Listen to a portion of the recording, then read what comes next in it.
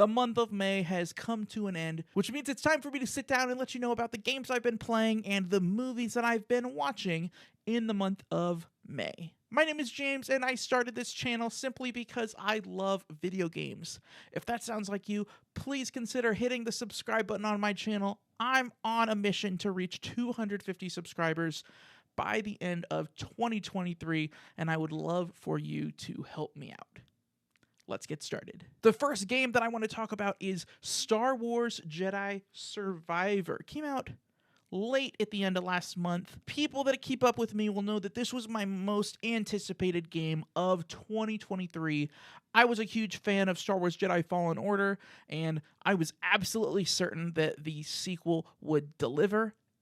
And it did. The game picks up about 5 years after the end of Fallen Order. Our band of heroes has been separated, so the beginning of the game is kind of you just getting the band back together. The story that's told through the game is much better than I thought it was going to be. It didn't go in the direction that I had assumed it would with the Inquisitors and the Empire. You kind of deal with the Inquisitors a little bit in the beginning of the game, but for the most part, they're absent throughout the game. It feels like time has passed. Our characters feel like they're a little bit closer together, specifically with Marin and the way that she interacts with some of the other members of the group. And then on the gameplay side, I liked the different stances that they introduced in this game. In the first game, they didn't call them stances in the first game, but in the first game, you had just the normal lightsaber and the double-sided lightsaber. In Survivor, you're introduced to 3 more stances. I'm pretty boring, so the stance that I mostly used was just your basic lightsaber. My second most used stance was the one that you're introduced to last. The most notable thing about Star Wars Jedi Survivor was that, in a way, this series so far, Jedi Fallen Order and Jedi Survivor, has really has reinvigorated my enjoyment of Star Wars. That after the prequel trilogy, I was feeling a little bit down, feeling like maybe Star Wars just really wasn't for me anymore. And I absolutely loved these games, and I'd like to say I'm probably more into Star Wars right now than I've been in a long time. That being said, this game absolutely captivated me. That people that know me will know that I usually play a whole bunch of games at once. From the time I started Star Wars Jedi Survivor, I didn't play anything else till I was completely done with Star Wars Jedi Survivor, which I feel like is kind of a big deal. Last thing that I want to say about Star Wars Jedi Survivor was that I did actually really enjoy the way that it ended. Similar to the first game, this one kind of ends in a state that makes you say, like, now what? Like, where do we go from here? Which I find that kind of interesting because it leaves the door open for the writers to kind of do whatever they want, as long as it kind of fits within the Star Wars lore. So I'm excited for a third game, but I'm going to try to not think about it because we'll probably get it in like 3 or 4 years. That's all that I'm going to say about Star Wars Jedi Survivor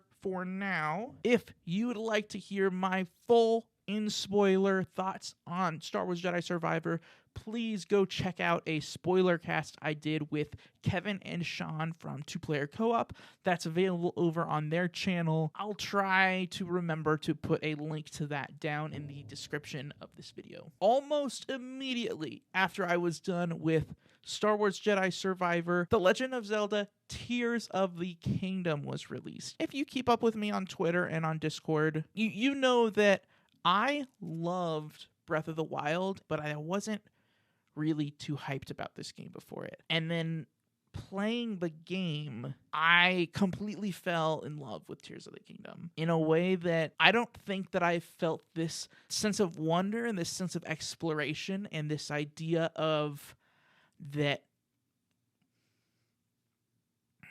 when I'm not playing, I'm thinking about playing. And when I have I have to stop playing. I'm trying to do everything that everything that I need to do as quickly as possible so that I can just maximize the amount of time that I'm playing. And anything that's non-essential, I was trying to pretty much cut it out. And that's also why this video is going up a few days late. It's because I didn't want to stop playing Tears of the Kingdom. And this is a feeling that I haven't felt being this captivated and this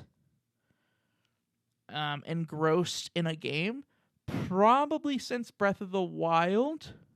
At least not this extreme since Breath of the Wild. It's a really special game to me. That being said, I think I've played somewhere between 90 and 100 hours. I have 26 hearts, only the basic stamina. I think I've done about 95, 96 shrines. I've done 3 of the what would be like the main temples, like the main quest temples. I found a ton of different armor sets and all kinds of stuff that even helps you like maneuver the world and do all this stuff like a little bit better. I've enjoyed going down underground in the caves and in the depths and exploring, finding a huge monster and looking at myself and saying, I got this. I think I can beat that guy.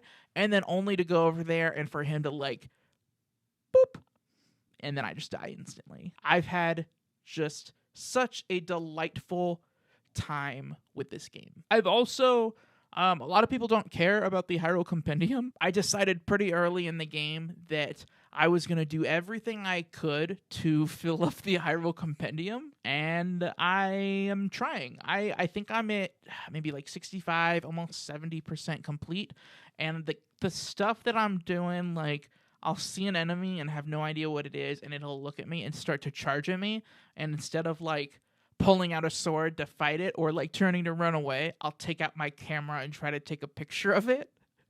It's been fun. I don't know that the compendium thing is really doing anything special for me. I don't know that the compendium is really worth doing. I don't know if you get anything for completing it. And I also know I met a character who can just sell you compendium pictures. So in theory, if you have enough rupees, instead of me running all over the world and like throwing weapons on the ground and taking a picture of them and doing all this stuff and taking like weird selfies and stuff, you could just buy pictures from this guy and fill out your compendium that way. It's been fun. And then the last thing that I want to say about Tears of the Kingdom is that this is the first time that my wife and I have both been playing the same game at the same time.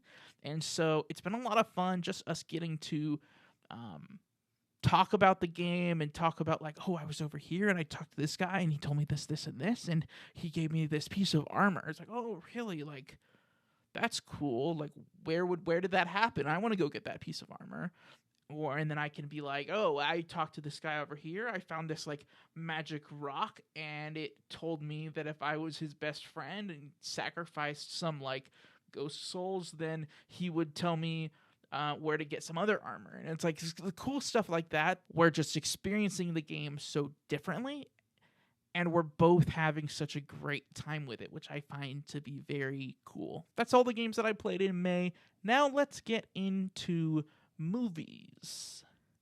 The first movie, this one we actually went and saw in theaters, was Guardians of the Galaxy Volume 3. Since Endgame, I would say this is one of the best Marvel movies we've gotten. I think that James Gunn did a really great job crafting this story and taking these characters that we care about and who we've spent quite a bit of time with already and kind of shining a new light on them.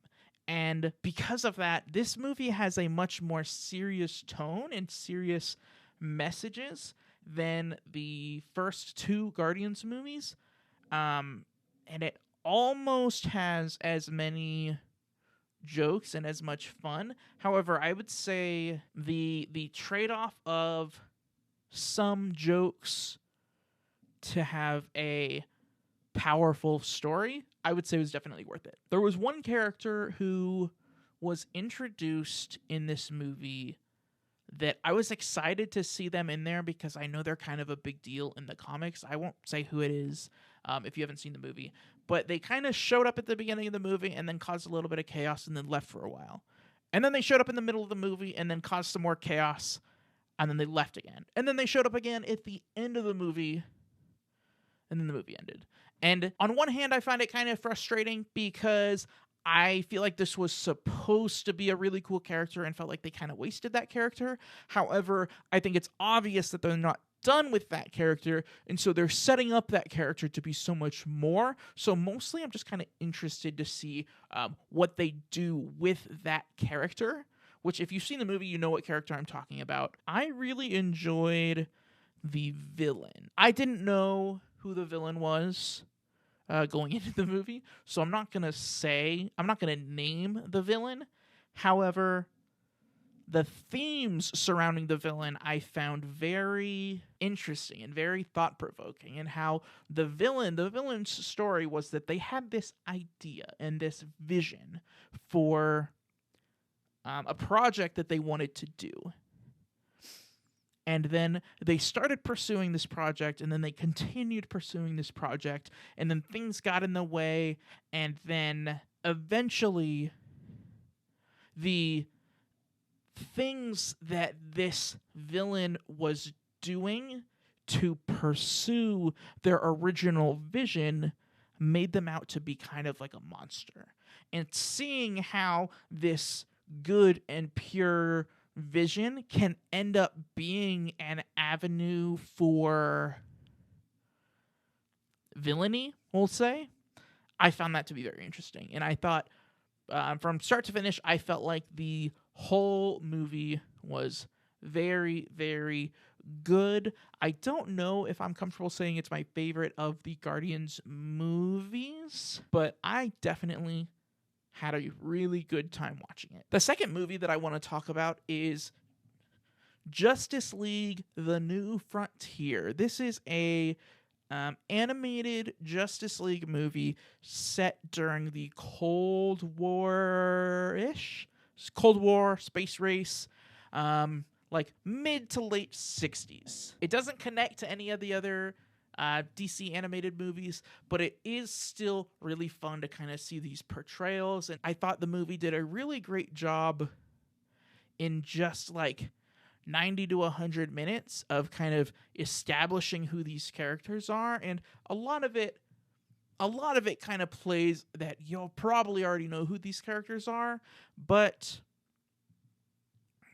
in a way, for a lot of the characters, in like a 1 to 2 minute scene, they don't outright tell you who the characters are, but they kind of show you who the characters are, which I found to be interesting as well. In the range of DC animated movies, I would say I liked this one more than Batman Ninja. I liked it probably about as much as Gotham by Gaslight, if you've seen that one. And I'd say it's probably just below the Dark Knight Returns and Dark Knight Returns Part 2. Justice League: The New Frontier is, I believe, on HBO Max. If not, you might be able to find it for like $10 at your local Target, just like I did. The next movie that I want to talk about is a movie called Sorry to Bother You. And this one, you've probably seen the trailer for it. It's about a young black guy who is looking for a job and ends up taking a job as a telemarketer. I feel like this is a movie that like everybody saw the trailer for it and said like, oh, that looks pretty interesting, I might go see that. And then like nobody did, myself included. Anyway, now I have seen it, and going into it, I thought it was going to be like more of like a satirical comedy, which is kind of what it is. There's definitely parts of it that are funny. Every part of the movie that is funny is a satire of capitalism and how people at the bottom who are working hard can barely survive, while people at the top have more money than they even know what to do with. Sorry to Bother You also touches on some themes of personal identity and personal desires. I don't know that I would say I would recommend this movie.